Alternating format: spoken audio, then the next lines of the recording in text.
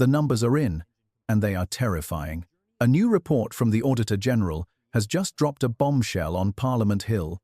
The cost of Canada's F-35 program has not just increased, it has exploded. We are now looking at a price tag of nearly $28 billion. That is a 50% jump from the original estimate of $19 billion. Let that sink in for a moment. $28 billion of your tax money. And that does not even include the billions more required for new missiles and infrastructure upgrades. But here is the part that should keep every Canadian awake at night. It is not just about the money, it is about control. Right now, the Royal Canadian Air Force is walking into a trap. We are about to hand over the keys to our national defense to a foreign power.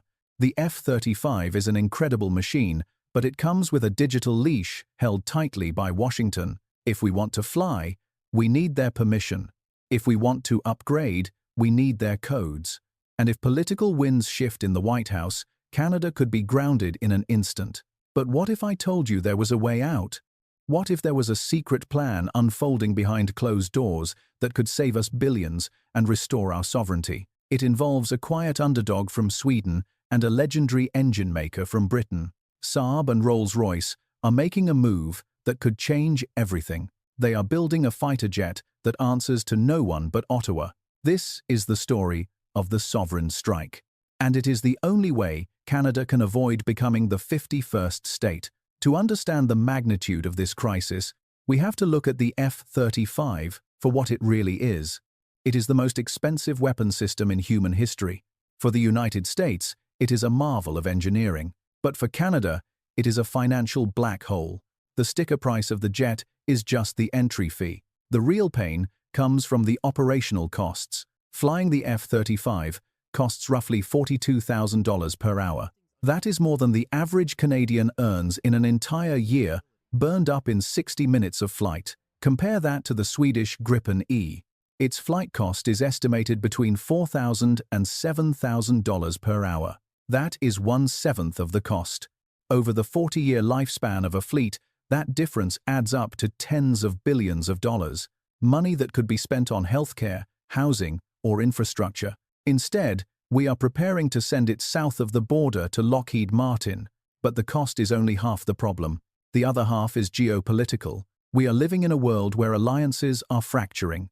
The United States is becoming increasingly unpredictable. Donald Trump has already threatened Canada with tariffs and questioned the value of NATO. He has called our leaders weak and our trade practices unfair.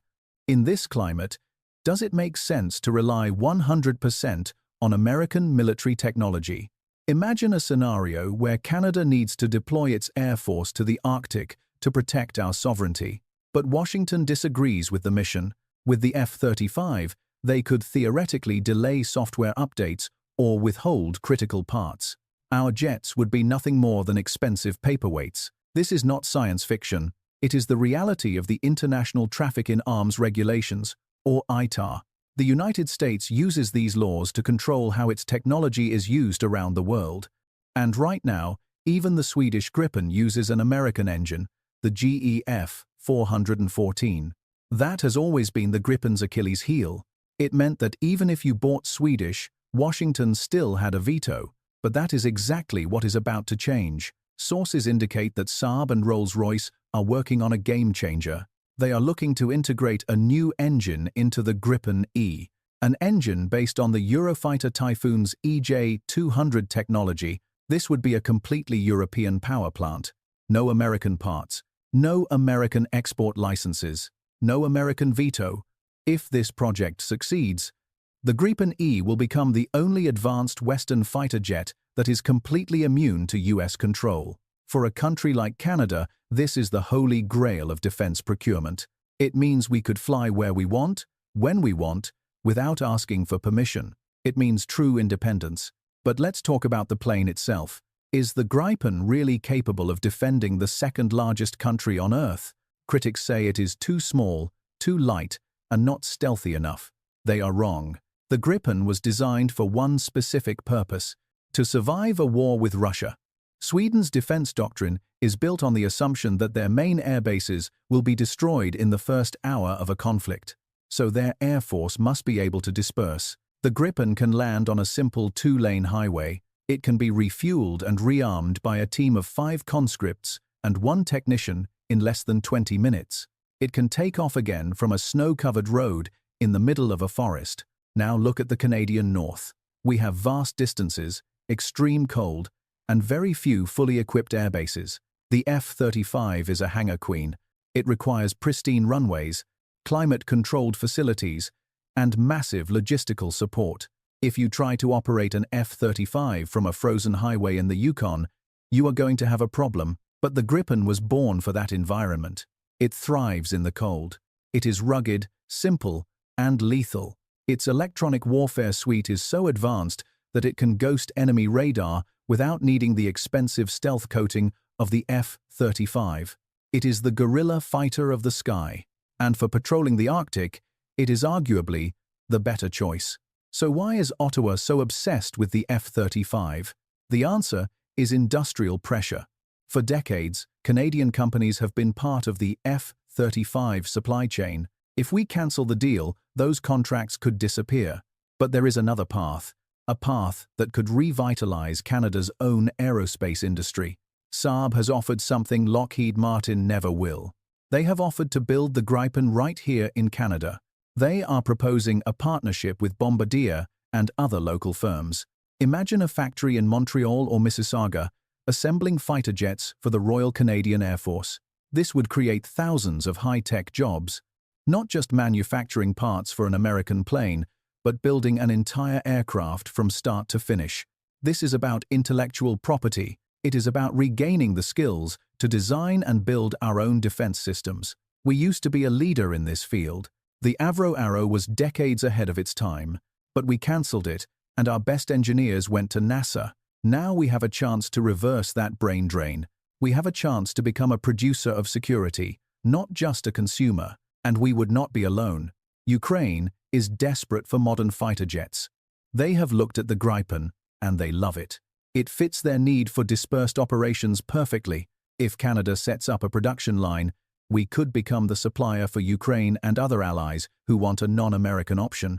We could become the arsenal of democracy for the nations that cannot afford the F-35. This is a massive economic opportunity, but the political pressure to stick with the F-35 is immense.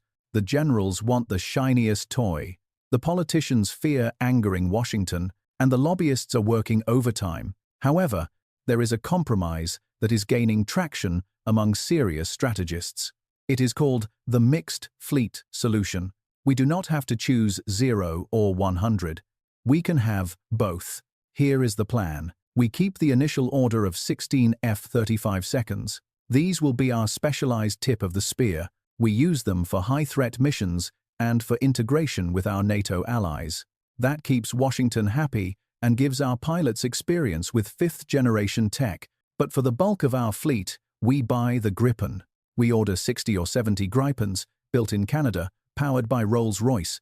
These will be the workhorses. They will patrol the Arctic, intercept Russian bombers, and conduct daily training. They will cost a fraction to fly, saving us billions over the next 30 years. And because we build them, we control them. This mixed fleet approach gives us the best of both worlds. We get the stealth of the F-35 and the sovereignty of the Gripen. We get the alliance with America and the independence from America. It is the pragmatic, Canadian solution. But to make this happen, we need political courage. We need leaders who are willing to stand up and say that Canada's interests come first. The clock is ticking. The costs of the F-35 are only going to rise. The delays are already piling up, and the geopolitical risks of dependence are getting sharper every day. Imagine a future where Canada has its own thriving fighter jet industry, where our pilots fly planes that were built by Canadian hands, where we can look any nation in the eye and say that our skies are protected by our own power. That is the vision Saab and Rolls-Royce are offering. It is a vision of a strong, independent Canada. But if we stay on the current path, we are heading for a different future, a future where we are perpetually in debt to a foreign military-industrial complex, a future where our Air Force is just a branch office of the Pentagon. The choice is stark: $28 billion for dependence or a bold investment in our own future. The Gripen E, with a Rolls-Royce engine, is not just a plane. It is a declaration of independence. It is a signal to the world that Canada is still a serious nation. We have the talent. We have the resources. We have the opportunity. All we need is the will to seize it. The auditors have sounded the alarm. The numbers do not lie. The F-35 deal is a financial disaster waiting to happen. But it is not too late to pivot. It is not too late to make a deal that serves the taxpayer and the patriot alike. So I ask you, do you want your tax dollars building factories in Texas? Or do you want them building a future in Canada? Do you want an air force that asks for permission? Or an air force that commands respect? The sovereign strike is possible. The technology is ready. The partners are willing. The only question is whether Ottawa is listening. This is a turning point in our history. We can choose the easy path of submission, or we can choose the hard path of sovereignty. But remember this, freedom is never free, but sometimes it is actually cheaper than the alternative. If we buy the F-35 exclusively, we pay more to be less free. If we embrace the Gripen, we pay less to be more independent. The logic is undeniable. The strategy is sound. Now it is time for the people to demand it. Let us bring the manufacturing home. Let us secure the Arctic on our own terms. And let us remind the world what Canada can do. Thank you for watching. If you believe Canada deserves a sovereign defense, share this message. Let the decision makers know that we are watching, and we expect them to choose Canada first.